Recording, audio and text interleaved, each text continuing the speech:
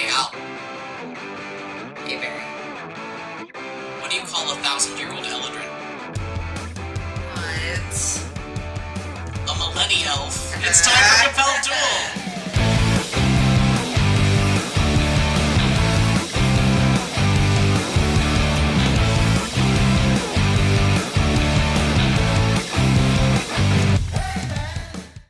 Hello everybody, and welcome back to Compelled Duel. I'm Barry. And I'm Al. And we are a single-player, co-DM'd Dungeons & Dragons 5th Edition actual play podcast. Last time on Compelled Duel, we met up with Leo in the Sovereign Principalities of Tordoon, where he is trying his best to foil an assassination plot of the 10-year-old king of Lockham, Warren Dawnchaser, and accidentally stumbled his way into a brand new and exciting assassination plot. And last time we caught up with Phirora Valsai back in Astraria, she and Fenandrys were not having the best of days. She made friends with an interesting and beautiful bard, self-identified only as Mira. They ended up making plans for later in the night, but those plans were unfortunately cut short when a small bat that spoke with Mira's voice came and landed on Fee's shoulder and told her that Mira had been kidnapped. Simply hate to see it, folks. So we last left Fee and Fen ascending the large ridge of cliffs outside the small village of Embertide in efforts to go find their lost new friend. And I think that's what we come back in on now. Our camera kind of pans in with Fee and Fen edging their way along these precarious, narrow roads up the ridge. Fen has been sort of rolling survival checks in the interim mechanically, just trying to keep going, trying to see if he can follow the tracks that he found when you two first left the village. You're getting a bit of a ways away from the village now, however. It's dark, there's a lot of wild animals out, you see them running around, you get the idea that there's some probably pretty nasty stuff along this ridge at night. I'm gonna go ahead and roll another survival check for Ranger Fen, our good friend who can only roll nat 20s when he's trying to track something down. 12. Aww. So yeah, you and Fen keep shuffling along this ridge. There are a couple narrow misses where, some rocks will slip out from under your feet, and he does reach out to grab you by the arm a couple times, Fee, and kind of pull you back. And he just hisses to himself and goes, okay, well, at this point, I don't think they would have been able to get her all the way up the ridge with nobody seeing them. Okay. So if we can't go up, what if they went down? Down where? Well, you look down below you, and again, it's just like 100-foot drop to the ocean below, just smacking up against these rocks. There are areas jutting out of the rocks down at the bottom that look like you could feasibly stand on them, but you can't really see anything that looks like somebody could have easily gotten a bound and gagged, almost 6-foot-tall lady down there. And Fen goes, my dad told me once about the southern coasts and how, everything's rocky down here, but because of the ocean crashing so much against the rocks for years and years and years, that there are cave systems? Do you think...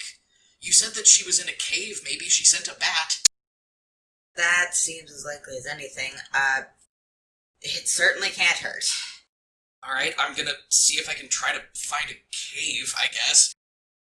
Yeah, so he looks around, actually finds, after some more looking, down below you, probably 15-20 yards, a cleft in the rock where there is an opening that it is very tight. Yeah. It is not going to be easy for you two to get into, but he looks down and goes, alright, I think that's our best bet. I haven't seen any other way into the ridge. Oh, jeez. You're going to need to roll me athletics or acrobatics. I will let you pick to get down and into the cave safely. Okay. It's a 5. Yeah, so Fee, you kind of go down over the side of this cliff, and I think your foot gets caught in your skirts, and you just lose your footing, and you start to go down. I'm going to need you to roll a dexterity saving throw, and I'm going to roll one for Fen as well. No way. Nat 20. Wow. Fen rolled a modified 22 to catch you. So yeah, I think you guys just go, best friend telepathy. Like, Fen sees you starting to go and immediately grabs onto a root that's hanging out of the side of the ridge and reaches out and just gets you by, like, the front of the dress and pulls you back up, and he's, like, holding you against him really tight and looking down over the cliff at the churning ocean below, and he goes, so let's maybe try going down a little slower. How about I help you out this time? That would be, probably a good idea. I'm gonna let go of you now. Fee, roll insight. God. That's another nat 20! Are you fucking kidding me? Fen is blushing very dark blue. And just kind of takes a step back from you, and he looks a little flustered. But yeah, Fee, he just goes, alright, so I'm gonna lower you down, and you try to get a foothold, and then I'll climb down after you, okay? This entrance to this cave is very, very tight. Your horns are scraping the ceiling as you walk in. Fen is, like, so broad in his build that he has to kind of go sideways and shuffle in, and you guys are in this very tight cave space for a long time. It's pretty claustrophobic. There's no light. You're relying on your dark vision to see anything. Fee, you do see bats in here, so you get the feeling that you might be on the right track. And I'm going to have both of you roll me perception checks. So Fen's going to roll a perception check, and you're going to roll one as well. 19. Yeah, mod 19. Okay. Yeah. So with Fen's natural 19 to perception, he gets a 23. Christ. Okay. You smell campfire smoke, but it's a very dank, heavy smell of smoke, like wet, burning seaweed. And there's the distant rush of ocean hitting rock. And over that, you hear voices. Several voices talking. The passage is starting to widen out a little bit, so you and Fen have a little more room to move around. And as you continue to move down this passage, it slopes downward, and you can start to see light and smoke from this campfire. And you hear several voices talking, and you hear Mira's voice. Interesting. Fellas, usually, I'm totally down for being tied up and knocked around a little bit. The least I ask is that you ask permission first, and you hear a deeper, gruffer voice go, well, somebody shut her up. And then you hear the sound of a blunt object colliding with bone, and Mira doesn't say anything else. And another voice says, be careful, you idiots, she can't die yet. Great. Do I recognize any of the other voices? The voices are not familiar to you. If you want to try to stealth ahead and get a peek, you can. Yeah, I'm gonna do that. Ooh, nice. Natural 16, and with my stealth, yeah, I don't have proficiency, so it's a 19. Coming out of this sort of passage right here, you can stick close to the wall and not be seen by any of the people that are in this cavern, but looking out from where you are, you can see a circle of 6 bedrolls around a smoky, unpleasant-looking campfire. Again, it smells like they're burning wet seaweed. You look out, and in the mouth of the cave, it empties right out into the ocean. And there are 2 large rowboats dragged up into the cave out of the sea. And as you kind of look around this bend where you have snuck up, you can see there is an unconscious Mira on the floor. She is tied hand and foot. She is blindfolded. Her slate gray hair at the back of her head is matted to her head with blood. She is immobile on the floor. She is surrounded by 3 Astrarian elves in black robes. They are all standing around her. One is holding a club. Big dude, looks like he just knocked her over the back of the head. Out by the boats, there is another person in identical black robes, and another taller, older man in nicer black robes. From what you can tell, it looks like they knocked her out and they're getting ready to put her in the boat. Fen is still a ways behind you. He's just kind of waiting. He makes like a questioning motion and points. I'm gonna make a gesture for him to come forward, and then I'm gonna cast Guiding Bolt on the one holding the club. And yeah, since they did not see you, I will let you have a surprise round on this. Yeah, baby! 15 plus 6. Definitely. Absolutely. Roll damage. That's 10 damage plus... He's dead before he hits the ground. Yeah!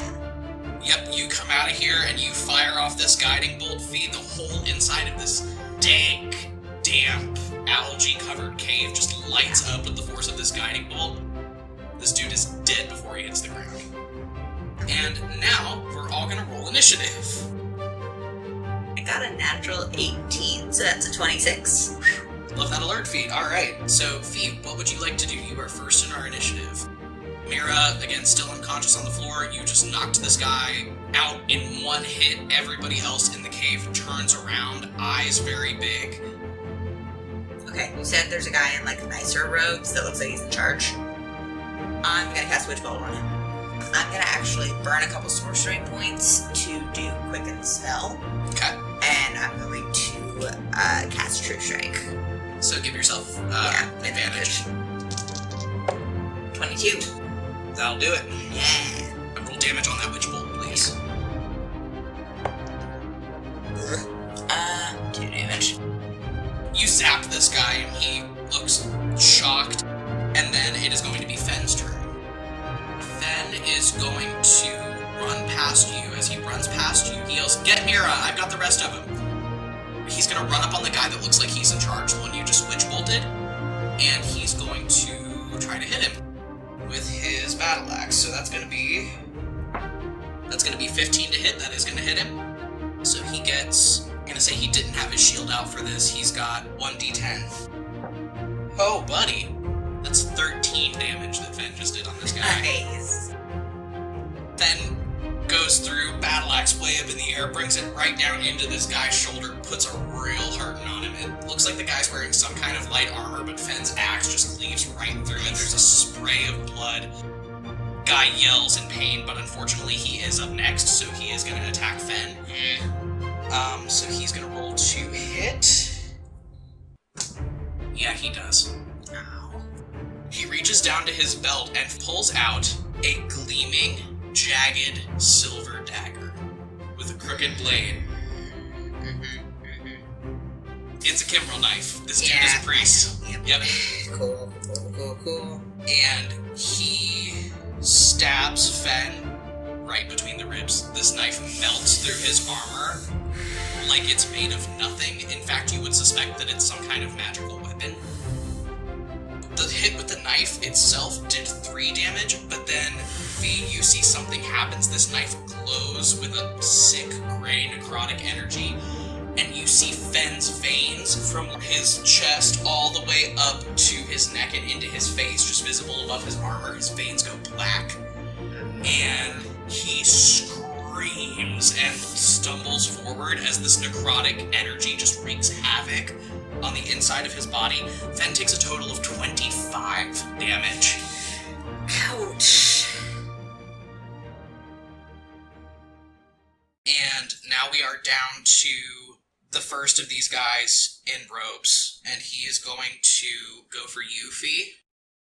He's going to try to hit you with a Sacred Flame. Please make a Dexterity saving throw for me. So 9. You take 3 necrotic damage. And then the next berobed person is going to go. The closer these guys get to you and the more you're starting to engage me, these dudes are all priests. Every single one of them.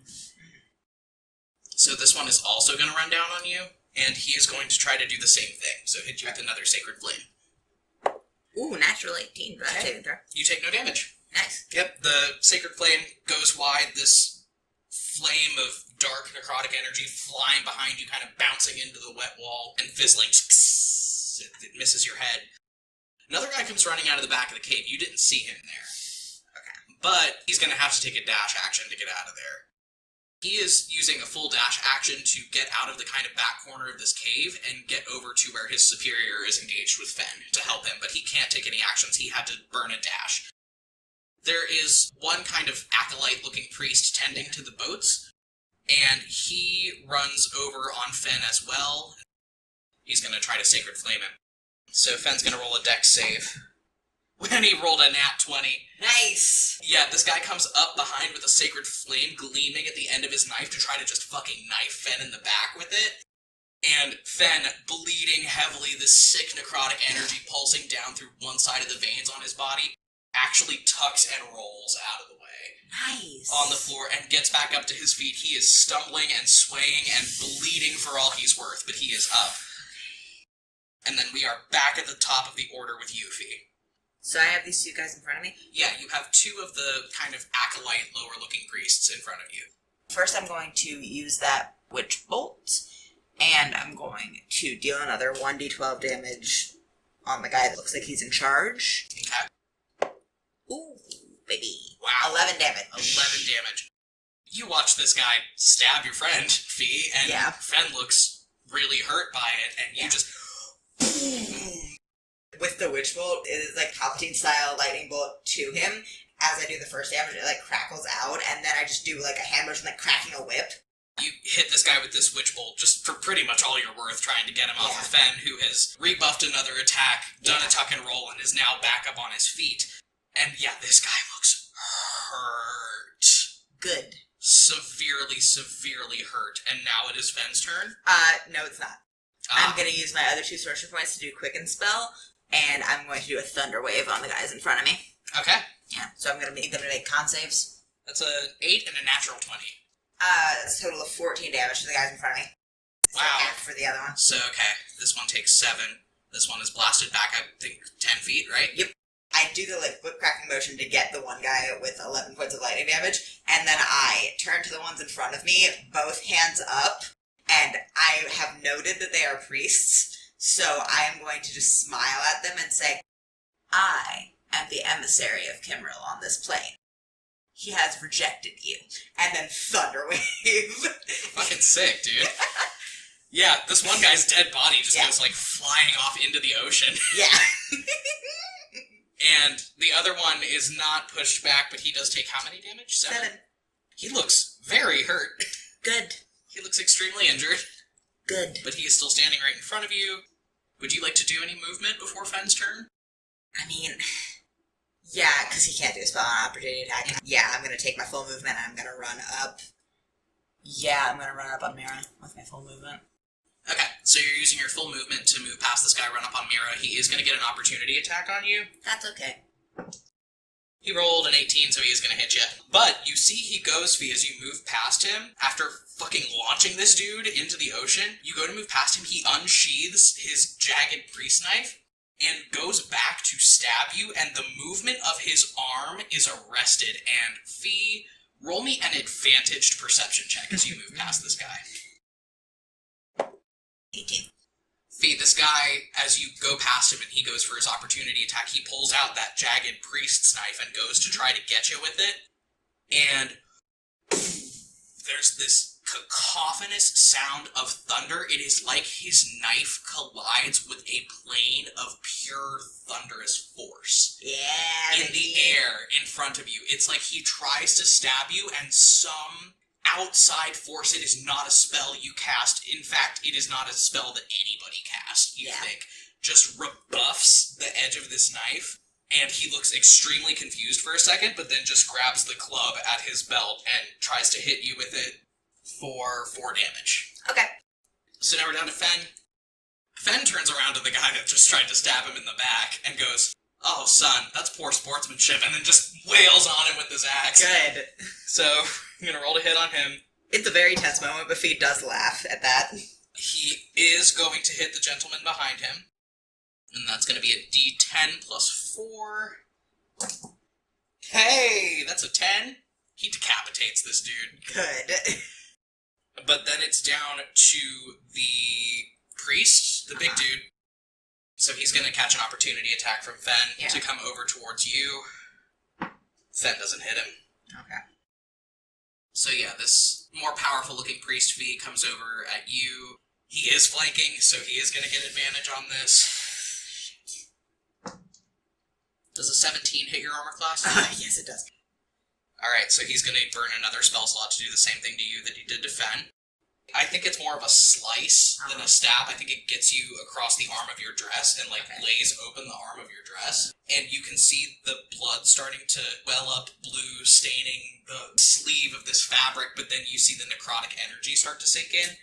You take only 1 damage from the actual knife wound, but you take a further 17 necrotic damage. Ooh. So you are hurt. Yeah. And then I do a Hellish Rebuke. Oof, okay. He rolled a 5 for his saving throw, so go ahead and roll that 3d10. Yeah. I believe we've reflavored your Hellish Rebuke as lightning damage. Yeah. Yeah, so this guy stabs me. And then I whirl on him, and I just backhand him for 10 lightning damage. He is super dead. He had 1 hit point. You see his skeleton, light up through his body as this lightning, hits him and electrifies him, and he just goes down like a rag doll. As a free action, I'm gonna yell, does anybody else want to try it? Yeah, there's only 2 of them left. The one that you did all the damage to, Fee, in the last round, runs up on Fen and is gonna try to land a hit on him. And he rolls a 2, so he doesn't hit Fen. I think he gets a little intimidated at watching his friend's decapitated corpse bleed out at Fen's feet. Fen kind of does the Kylo Ren shrug, come on, let's go. And this guy just handily does not hit him. And then the one up on you, Fee, is going to try to hit you. Handily does not. Good. Rolled a 2. Good. Okay, so, Fee, we are back up at the top of the order with you. You have 1 hit point, and this dude is still up on you. What are you gonna do? Yeah, I'm gonna cast Healing Word on myself. 7. Okay, you're back up to 8 hit points. And then I'm gonna go ahead and do I'm gonna do a Lightning Lure on this other guy. Okay. That's rolled a hit, I believe. No, it's not. He has a strength saving throw. Oh, a strength saving throw. Would you believe he's also not very strong? I would. Natural 1, baby. Okay. So, with Lightning Lure, I'm going to, again, with one of those, snaring whip-cracking motions, this one kind of more like a lasso. I'm gonna cast Lightning Lure on this man. He fails a saving throw, so he is going to be pulled toward me, right up in my space, and then he's going to take... That's 7 lightning damage. He looks profoundly hurt. I'm just gonna smile at him. And now it is Fen's turn. And he is gonna try to hit the gentleman that just ran up on him. He is just barely gonna hit. He handily kills him, however. Nice. Yeah, he just mows this guy down. Big stroke of the battle axe right across the chest. Guy goes down like a sack of potatoes. And then it is our friend that just got pulled right up on you, Fee. Yeah. It's his turn. He's gonna try to get you. That's a 6 to hit. Not gonna do it. I don't want one sport. Nope, he struggles to hit you again. I feel like this rebuffing force of this, plane of thunder that's out in front of you. He tries to get you with the knife and it just bounces off. With everybody else being dead, he's the last one standing, Fee. It's back up to you.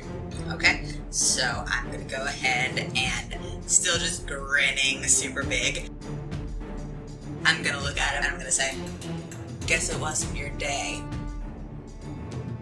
And then I'm gonna cast Thunderclap and he's gonna make a con save. I love Phirora Valsine. Listen.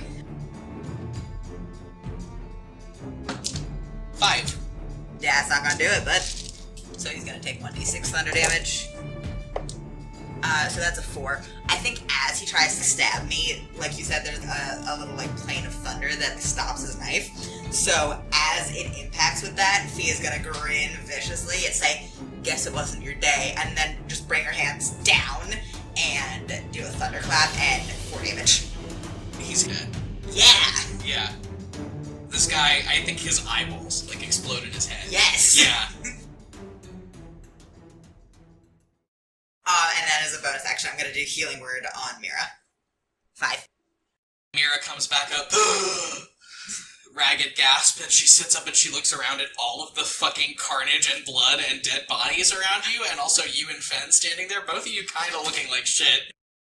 She sits up and looks around, she goes, oh, well, I see the bat found you. Yes it did. I don't feel good, she says. Me neither. This has been a difficult few minutes. Oh, yeah, your face, and she points to, like, your cheek, and, Yeah. I mean, Fee, if you want to go try to find your reflection somewhere, I think you could probably see, like, a distorted reflection off the walls, like, where the fire is up against the wet walls of the cave. Yeah. You and Fen kind of have the same, like, spider-webbed black veins, like, going through your face. Fee, you don't feel good. You feel sick. Yeah. I think Fen actually throws up. Like, Fen stumbles out of the mouth of the cave and just pukes. Yeah. He says, yes, well, that's something to handle when we get out of here. You good, Fen? Oh, yeah. Yeah, let's go back to the village. Yeah, that, I think, would be a good idea. Oh, God, I need to see a cleric. Yeah, me too. I'm assuming you help, like, untie her and yes. everything. Yeah, she kind of rubs at the rope burn on her wrists and stands up and rolls her shoulders back and cracks her neck, and she goes, all right, not the stickiest situation I've ever gotten out of, but I definitely appreciate the assistance. You didn't find, by any chance, and Fen, still throwing up, reaches into his pocket and holds up one of the jingles that you guys found? Yeah. Like one of the leather cuffs full of silver bells? Yes.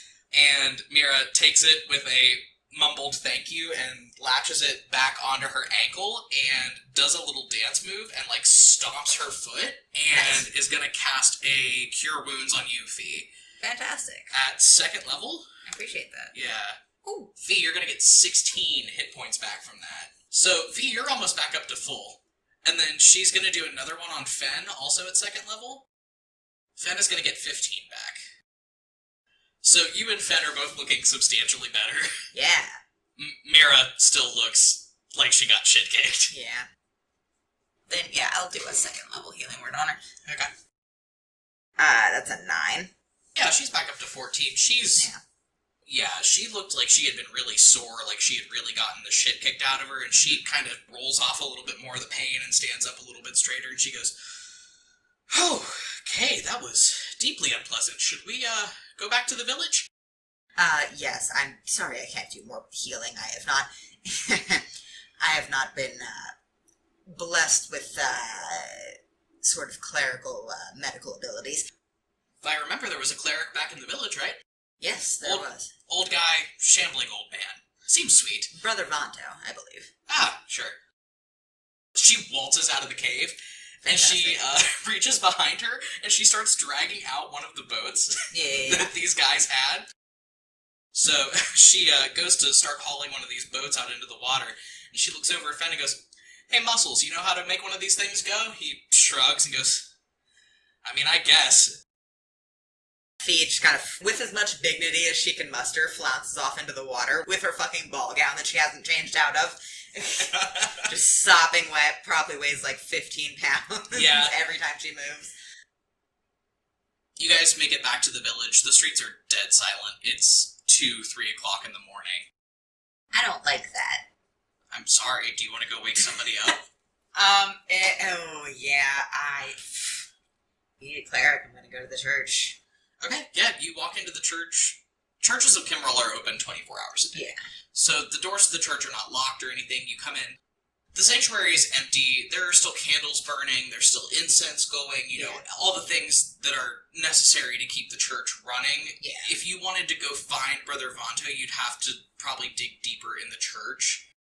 There looks to be a rectory out towards the back where he lives.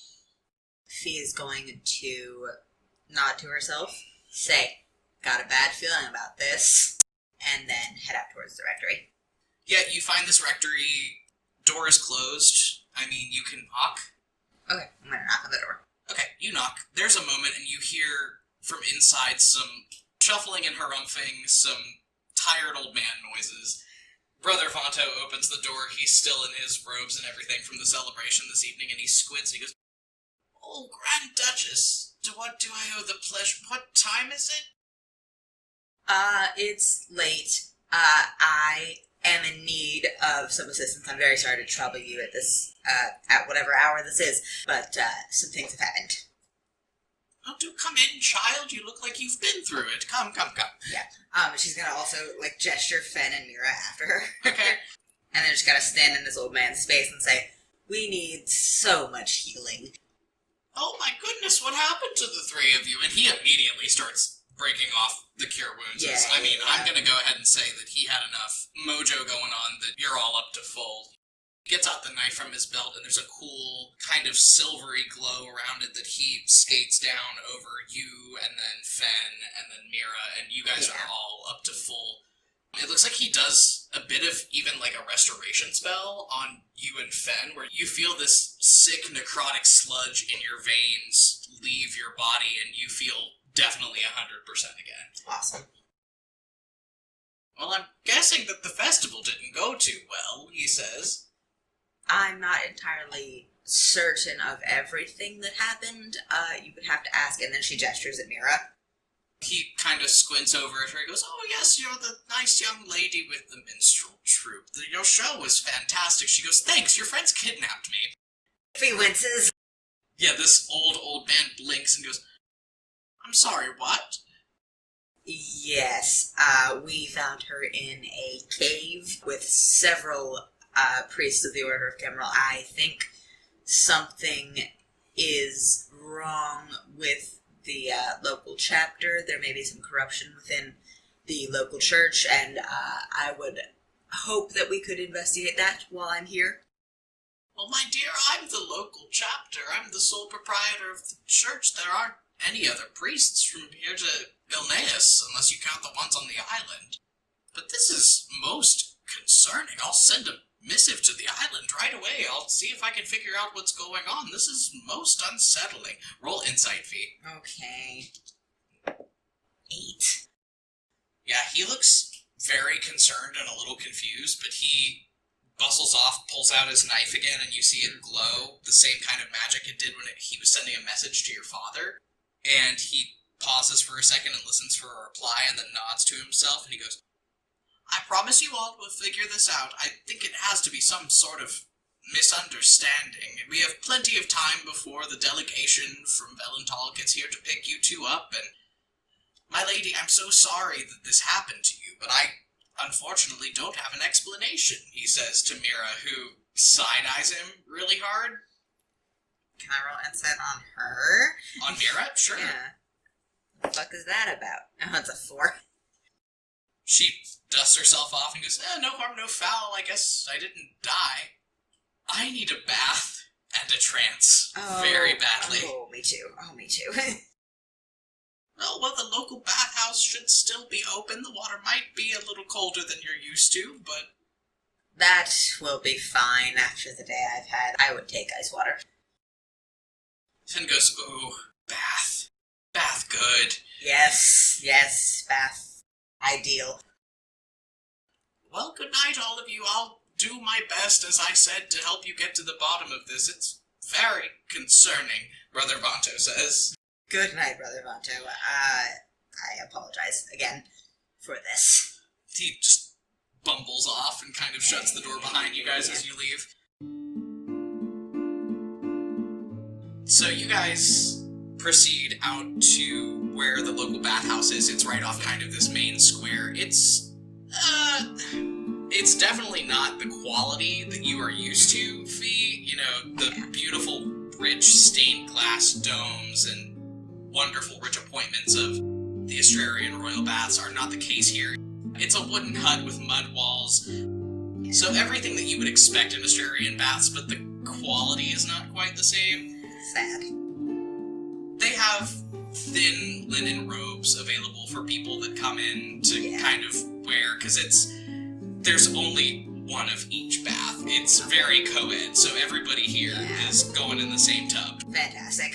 But yeah, there's like a hot spring and then a cold pool and then a sauna. So I think you and Fen and Mira all kind of get into these robes and dunk yourselves down in the hot tub and just sit there for a second. It does feel nice after getting shit kicked really hard.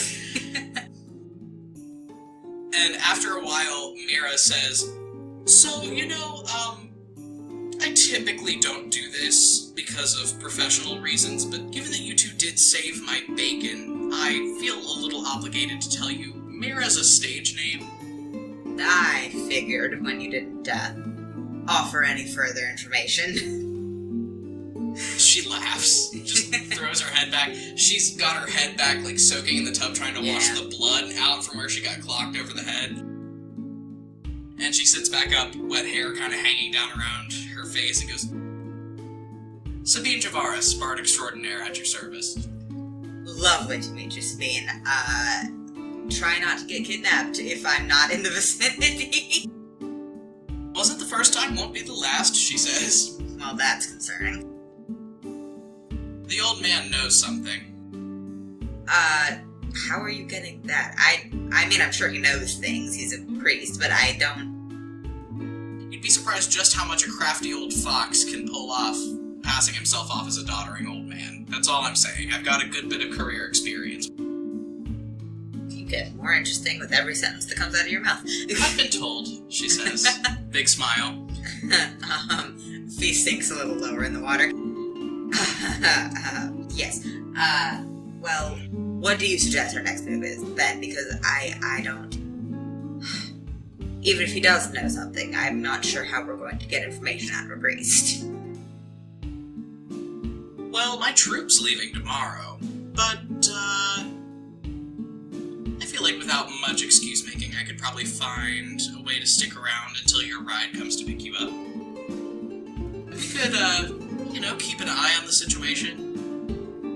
Maybe have a couple more conversations. Grand Duchess? Fen goes, I feel uncomfortable. Fee sinks lower and lower into the water. Yes, Fen, maybe we should find lodgings. Maybe we should go somewhere. Oh, Brother Vanto set us up at the inn. Right, yes. Well, it is getting quite late. It was lovely to talk to you, Sabine. I hope you have a wonderful and peaceful night. Again, don't get kidnapped again, because I can't pull off that sort of thing more than once a day. I'll do my level best, Grand Duchess, she says as she hops up out of the bath and disappears. You don't know to where. God. Fen just sits there and looks at you, Fee. Very intensely. Fee full on dunks herself in the water, just down, just washing her hair. Nothing to say about that. Fen is still staring at you when you come up, and he goes, God. Don't. Don't what? Don't, Fee. I have no idea what you're talking about. Uh-huh, he says. Very dignified. Fee is going to get out of the bath. You know, I should get paid a lot more than I do, considering how much trouble that you just seem to love to get into. You're being paid in friendship and fun, Fen. Friendship I'll take. I haven't had fun since Kalessa got home. Oh. I love Kalessa. I haven't had fun since Kalessa got home. As the person in this friend group whose job it is to keep everybody else alive, I have not had fun. I'm gonna go take my trance now, he says. Yeah, me too. You guys have two, not adjoining rooms, but Yeah. you guys have two rooms next to each other at this very modest, local tavern and inn. And you take your trance, and you wake up the next day in time to leave the inn and see Sabine seeing off her troop as they leave. They have wagons laden down with all their musical supplies and all of their trunks and stuff, and they ship out of town. You see her saying something to the very small elven woman that you saw her talking to yesterday, and they're gone. And by the time that Sabine finishes seeing off her friends, you see a big bustle coming towards the church, like several people running into the church. Oh, jeez. I'm gonna say to Fen, so much for a vacation, and then I'm gonna go run off to check that out. You get over there in time to see Brother Vanto kind of waddling out and down the street to where all of these people are circled around him babbling about something. You can't really make it out. Okay. And he nods to you kind of from the center of this crowd, but he's being swept off down towards the docks at the edge of town. I'm gonna try and get myself into the crowd so I can, understand what's going on. You hear a lot of people talking over each other. A couple of the phrases you pick out are, there was no word sent, we had no idea, it's getting close now, We're not really sure what's going on. We thought you could explain. And you hear Brother Vonto kind of placatingly say, now, everybody calm down. I'm sure it's not that serious. Oh, Kimrel's marvelous mandible, he says as he gets to the end of the docks. What's he looking at? Fee, you know what the Astrarian royal barge looks like. Elaborate, hung with lots of silk, kind of a wide, flat-bottomed barge. A very close version of that is approaching towards the docks of Embertide from Lokstogalan. Okay. Brother Vonto looks stressed. Yeah, I'm feeling a little stressed. I'm gonna try to, wiggle through the crowd to get to Brother Vonto. And then I'm gonna lean over to him and say, care to explain? The Hierophant is coming, he says, and looks like he's about to shit his pants. Fantastic. What do I know about the Hierophant? Roll a history check. Okay. With advantage. So that's a 19. The Hierophant is the Pope, essentially. It is an office that is passed down through lifetime appointments and order-wide voting when the current Hierophant dies. Okay. This Hierophant is fairly new, as in, was appointed within the last 10, 15 years. Okay. You have met him once, maybe twice. Okay. You don't have a good read on the guy. What do I know about him? His name is Sid Illidan. Okay. He is from the city of Ilneus, which is also where you grew up when you were staying with Elisha. Yeah. He's the elven equivalent of 15. Oh, God. So he's a twerp, and I hate him. His appointment was very contentious, namely because he had not been raised in the order, but also because he was so young, and because he came from nothing. He's not from a noble family. He has no pedigree whatsoever. From what you have been told, he is extremely strong with clerical magic, though. Okay. He mostly keeps to himself on Lokstogalan. That's where the Hierophant lives all the time. You've met him maybe once, twice at social functions. Not the most personable dude. So Fee just goes, okay, sure.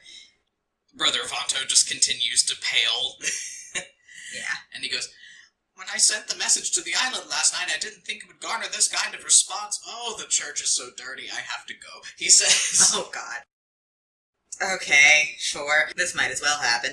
And then, Fee, in the distance, you also see some other boats starting to pull close. They are coming from a different direction. They're coming from the direction you came from last night. Okay.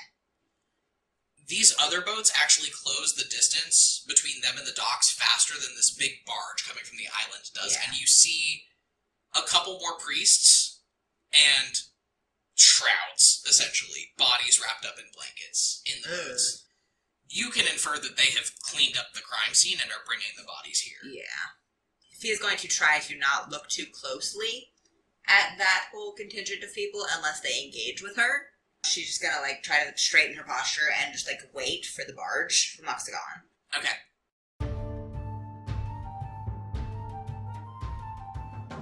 Yeah, and there's just widespread murmuring through the townsfolk as this barge finally finishes pulling up, and a gangly, skinny, shitty-looking teenage boy in very richly appointed black robes and a long black veil-like headpiece steps off the end of this barge. He has very dark hair, very dark eyes. Think number 5 from the Umbrella Academy, but he's an elf pope. He just has this implacable deadpan as he takes a step off. He does not bow to you because that's not the political dynamic that you two have. Yeah. But just kind of gives you a familiar little nod. No movement of facial structures. Nasal, monotone voice. Grand Duchess. Fee will nod back and say, Hierophant, lovely to see you. I wish we could be meeting under better circumstances. Oh, I wish the same, but the circumstances are what they are, as always. Well, after I received the message last night, I couldn't simply sit by and do nothing, so I came to investigate matters myself. It doesn't bode well for the church to have this sort of thing on our record. If I can find any way to figure out what happened to you and your friends, I will be glad to help out. And he walks over to where all the boats boats that brought the bodies in are docked, and he reaches down and grabs a blanket and throws it back, and the head of the dude that Fen decapitated is just sitting in there. And it's super unsettling to watch this, 15-year-old, without even blinking, reach down, get this severed head by the hair, and pick it up, and he pulls a knife out of his belt and spins it around his finger, like cowboy style, and it starts to glow, and he casts a Speak with Dead spell, and the head opens its mouth and starts to whisper, and he just holds it up next to his ear, and nods again, and then dispels the spell, and tosses the head back down into the boat, and turns around to the gathered townspeople, and also you and Fen and Sabine, and says, well, it appears what we have here is a classic case of heresy. It looks like these men were all people who had chosen to undertake joining the priesthood as criminal penance and then decided to run away from the island. I can only guess that they were going to ransom your friend and use the money to disappear. He just nods. Because you would know that it's a pretty common thing for people convicted of prolific crimes or nobles that have done some kind of political faux pas. You can join the priesthood rather than get executed. However, you have never heard of anybody running away from Lostogalan before. Roll insight. 3. It just strikes you as weird. You can't really put anything together, but it strikes you as odd because you've never heard of anybody running away from Lostogalan before. She's not going to say that in public. She's going to nod and say, I assumed something of that nature, yes. If we could speak about it further, I would much appreciate that. Very well. He breezes past you and just walks toward the church. You guys make it to the church. The whole town is just following behind you, eyes wide. And when you guys finally do make it to the church, Brother Vanto is inside with a broom, just fucking going to town on the aisle, and looks up and goes, "Oh, Your Holiness, I'm so sorry. These old bones don't do what they used to, keeping the church clean." And the Hierophant says, Brother Vanto, I have posited before that perhaps you should retire comfortably to the island after your lifetime of service to Kimmerl. After all, it wouldn't bode well to have our representative allowing things like the kidnapping of townspeople to happen on his watch. From what I've observed, Brother Vanto is doing an admirable job at his post. And then she's gonna, make sure she's the last person in the church and just kind of turn to the townspeople. People of Embertide, I assure you, on my authority as Grand Duchess, the situation that we uncovered last night has been resolved to the best of our ability, and we will be taking steps to make sure nothing like it happens again. And then she closes the doors. Sabine and Fen are in here with you as well, and the Hierophant is sitting in a pew, but he's teenage boy spread in the pew where he's got his feet kicked up on top of the pew in front of him, and he's just flipping through a prayer book idly. Well, that's not very dignified in front of people that aren't high up in the church hierarchy. Does it look like I care? I would hope you would at least pretend to. Anyway, I don't know what else you want me to say to you. These men were heretics, they were escapees, they have clearly been dealt with. Yes, I saw to that myself. I was not aware that people attempting to leave the island was as endemic as apparently it is. It's not a widespread problem, but we do get the occasional criminal that decides that Kimmerl's wrath is preferable to their service. I would think you would shore up security after the first couple. We have tried. Apparently these people were particularly clever. Didn't seem that way to me, but I suppose first impressions can be misleading. I suppose they can.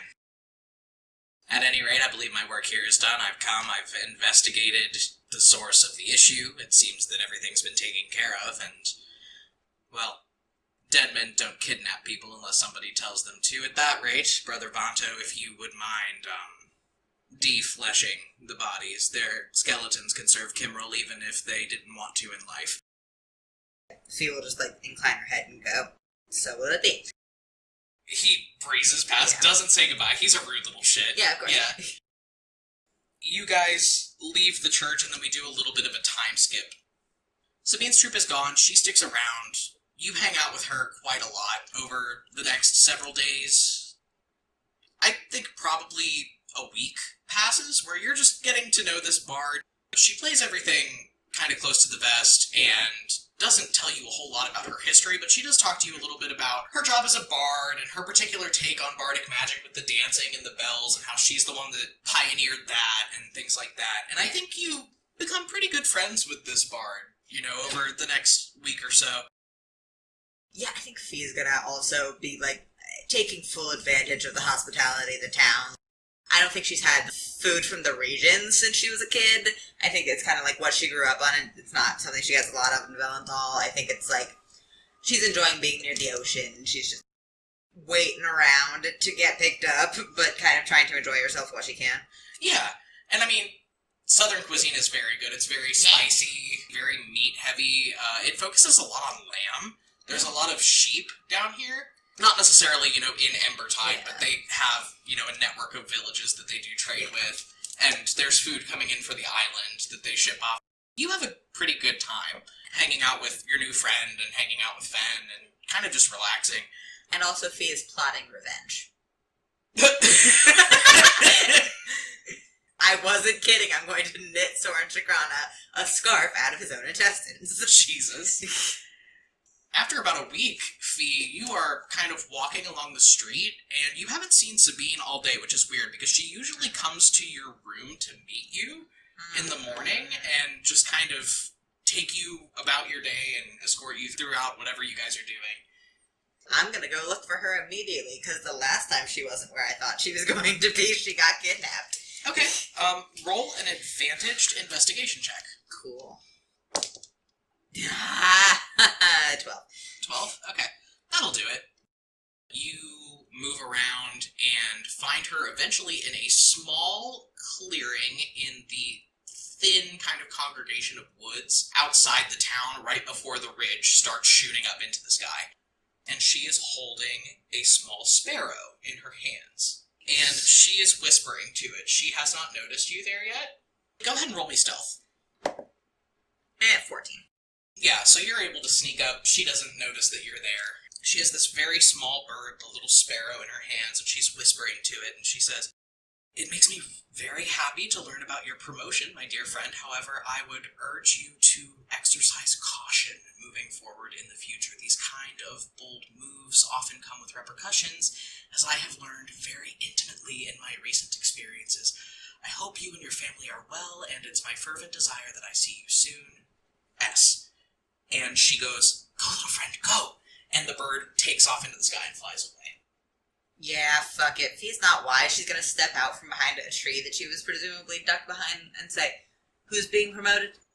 "Old friend of mine, old business acquaintance." Sabine rolls it off like nothing. She Of course. does not look fazed by this at all. "But it's good of you to come talk to me here. I actually had something that I wanted to run by you, Grand Duchess." Oh, absolutely. Lay it on me. "You strike me as a woman who prioritizes integrity. I like to think that that's true. Then it may be a little bit of a shock to you to find out that much of your entire life up until now has been a bold-faced lie."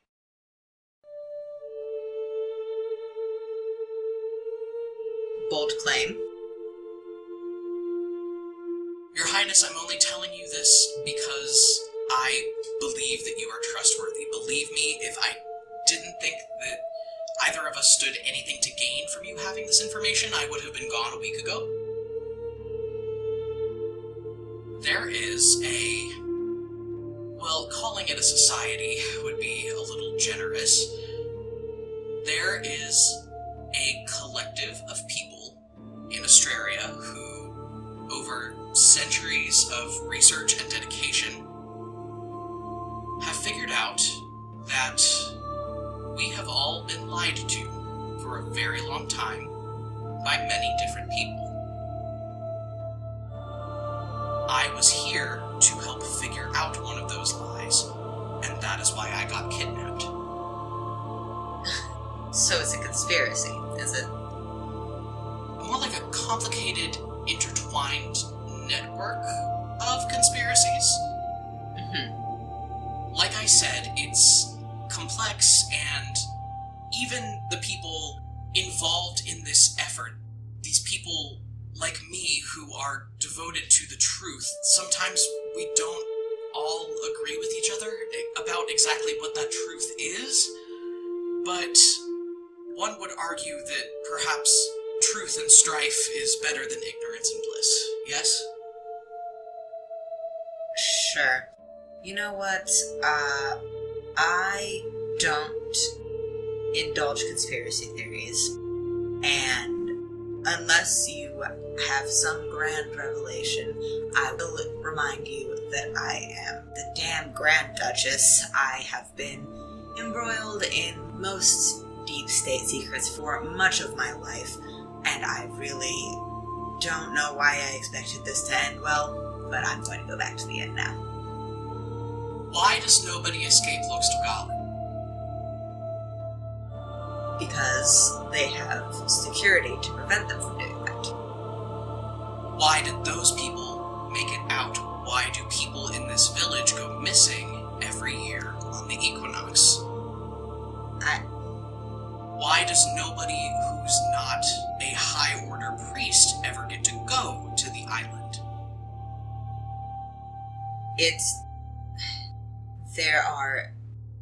There's religious ritual that would be disturbed. Have you ever stopped to ask yourself what that ritual is, and why it seems predicated on innocent Astrarian people going missing? Bold to connect the priesthood to ghost stories from some little fishing village. Those men didn't want to sell me. They wanted to take me back to the island. I heard them talking about it. Or they wanted to take you somewhere else to hold your ransom. Or they had a contact that was that way. Or you are lying to me, which I find very possible. What reason do I have? What reason does anyone ever need?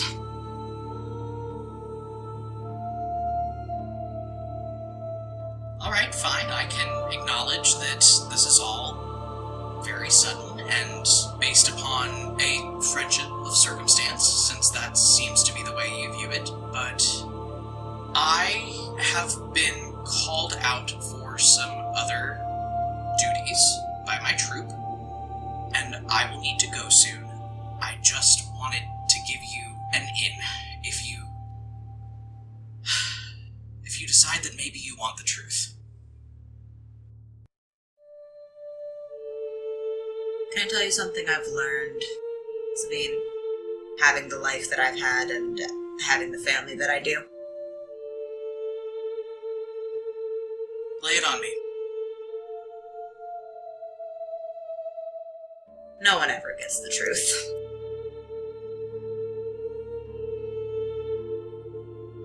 And then Fee walks back to the end.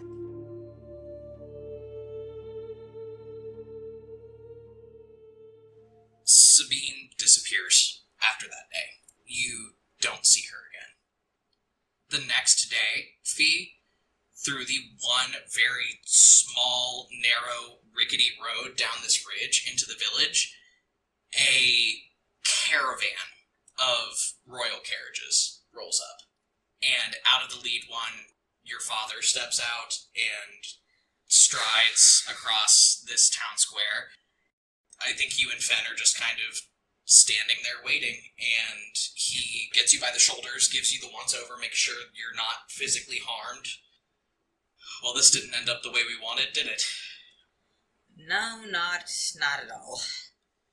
I would suppose that we have much to discuss on the way back to the path, and then you hear a rattle from the back of the carriage where your father was. It sounds like a trunk opening. And from around the corner, you see just the very top of a head of curly blue hair. And around the back of the corner of this carriage, a very disheveled-looking Kalessa Petrus walks out. She is in a very nice set of hardened leather rogue armor, dark black leather armor buckled up across in a breastplate and bracers and stuff. but her hair is a fucking mess. Like, one side of her cloudy, curly hair is, like, crunched down flat, like it's been jammed up against something, and her facial piercings are all askew, and she has really dark circles under her eyes, and she's stretching really wide as she walks around the corner of this carriage, and she goes, "Oh, nice, we're here," and your father's jaw drops, Fee. You've never seen his jaw drop before? And he turns around slowly, and he says, "Lady Petrus, I was there when your father explicitly forbade you from coming on this journey. I have only one question at this point, and it is, how?" She is trying very hard not to burst out laughing. She, like, puts a fist over her mouth and swallows really hard. Goes, "I've learned to never underestimate Kalessa, father."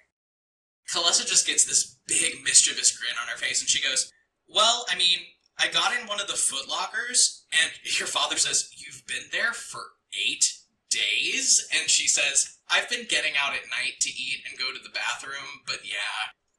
Anyway, and she runs across to the square, Fee, and just pulls you and Fen both down into a big group hug. Oh, yeah, absolutely. I hug her back. It's been a really rough week. She says, "Oh my gosh, I cannot wait to hear what the hell happened. It sounds like you guys have been on a trip. Your father is just standing back there again, Fee, blinking, very bemused. Just, she was in the back of my carriage the whole time." Fee is trying so hard not to laugh. She's just nodding at Kalessa going, "Yes, much to talk about, much to discuss. It's been a rough week. Some stuff has happened. I'm not happy about all of it, but we can talk about that after we leave." "Yes, please, I do detest the climate in the south," your father says. He has not, like, acknowledged any of the people in this village since he rolled in. She, like, grimaces a little bit to herself and goes, "It's hard to get used to. I have grown unaccustomed to it." And then she's going to, like, turn to any people that are watching. "Again, good people of Embertide, I thank you so much for your hospitality on behalf of myself personally and on behalf of the Crown. It has been lovely to be in your village, and I hope that you have not been troubled over much by myself and my companion. I bid you farewell." And then just hurries into the carriage like, let's go, oh my god. Yeah, you and Fen pile into the carriage, and your father gets in on the bench seat opposite you, and you hear from outside Kalessa saying, "Do I have to get back in the footlocker?" Oh.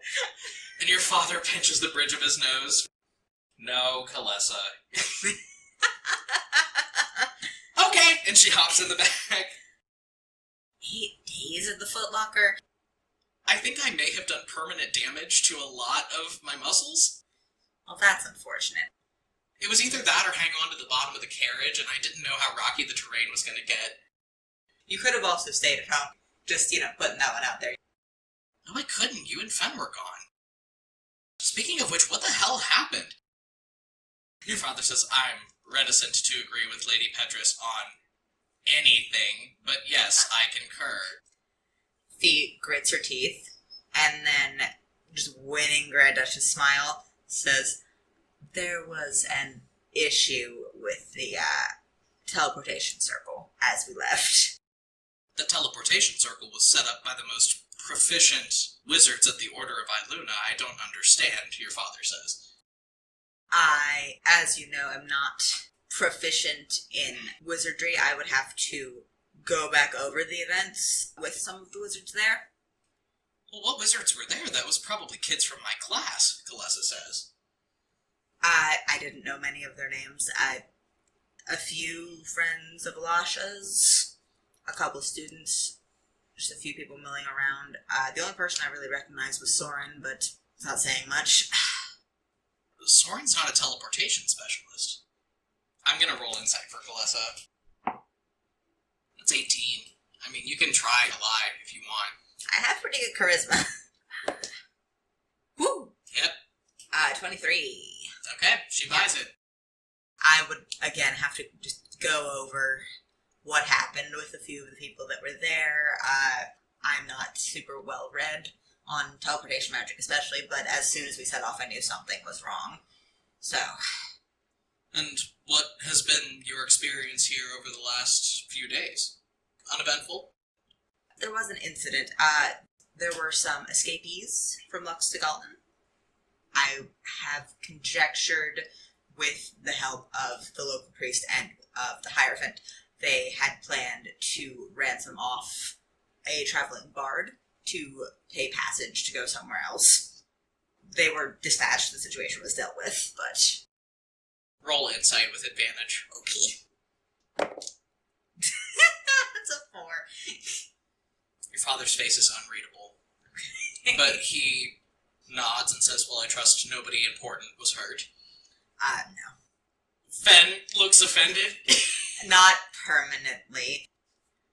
And then your father kind of clears his throat and goes, at any rate, I can only assume that it will be difficult to get in touch with anybody at the Order of Iluna about the details of this accident, seeing as things have been in a bit of an uproar there since you left. Oh, have they? Why? Well, the day you left, Lord Balar announced that he was retiring for health reasons, and our acquaintance, the young Lord Shakrana, has just been named the youngest appointee to the High Court in history. Interesting. Well, that's fantastic for him. It seemed very sudden. After all, Lord Balar and I played chess just last week, and the man seemed in perfect health.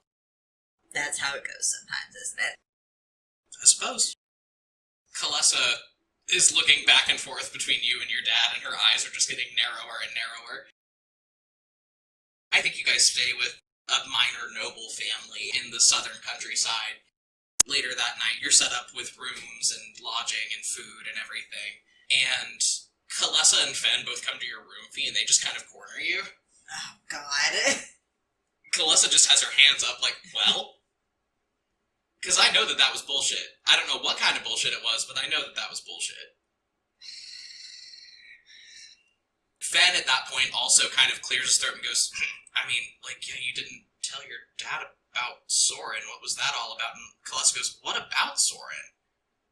She nods to herself and then she says, not here. Okay. And she's going to tow Fen and Kalessa out of the house. Okay, yeah, you go outside. You know, it's southern countryside, so again, very, like, salty, damp, cool. You could probably catch a cold if you're not careful. It's on a high bluff overlooking the sea, and I think you guys all come out to the back of the house just looking out over the ocean. Yeah.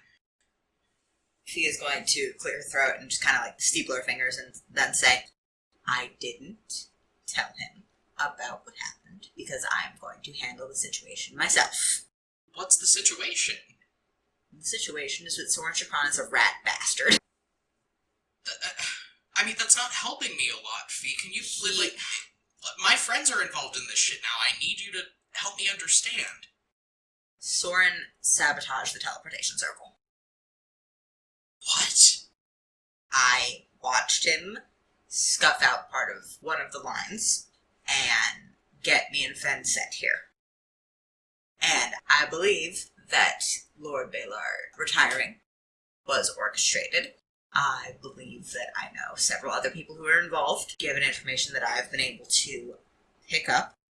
And it would appear that there is a vast conspiracy happening around us. So I'm going to handle the situation, and you are going to stay as far away from it as possible. And when we get back to Valenthal, I am going to corner Soren Chakrana, get some answers, and possibly throw him out of a tower. Depends on how I'm feeling. Yeah, no, you don't get to shut us out of this, Kalessa says. And Fen kind of nods. It's really not something you need to be involved in. I'm handling it. Yeah, no, when people I care about are trying to kill each other, Fee, that is something that I need to be involved in. And I don't really give a shit that you're the Grand Duchess or whatever. You don't get to tell me that I don't get to care about it. If something's going to happen to you, or if something's going on behind the scenes that's putting people I really give a shit about in danger, I'm going to help. I don't see that there's any way you can. You don't have to. But also the only way you're going to keep me out of this is by putting me on a boat back to Vogvildor, and I dare you, Kalessa says. She looks like she's ready to maybe swing on you. Can't argue with that, I guess. No, you can't. And she storms off. She's pissed. Fen looks deeply uncomfortable. Well, guess I'm just ruining everything this week, huh? I'm going to bed. It's not your fault. Okay. I'm going to bed. Fee, you walk back into this manor house, back up to the room that you've been assigned. Kalessa's door, which is right next to yours, is firmly closed. You walk in, and on your bed, there is a folded parchment envelope sealed with a red wax seal. Okay, I'm gonna open it. There's a piece of paper inside, but also it feels a little heavy. And as you open it, a small, you could call it a medallion, I guess. It's not on a chain. It is a small circular piece of metal. It is no bigger than a coin. It is made out of what appears to be maybe pewter. Very heavy metal. And it is a stamped, like a coin image, and on this round metal disc is the image of a lighthouse with a large beam of light coming out of it, and the lighthouse is being struck by lightning. And the paper that it was folded up in says in an intricate, neat handwriting, just in case, be careful who you show this to. Even others who have one may still want you dead. Truth dies in darkness. Revelation lives in light. S. I tuck the little disc into like a pocket or a pouch on my belt. And then I throw the paper in the fire. And that's where we leave off Okay. for this week. So, the plot thickens, it would seem. Oh my god. On both fronts of our campaign, the plot thickens, it would seem. So, we will wait until next time to figure out what's going on with Leo, and shortly after that, maybe Fee will figure out something. See everybody next time.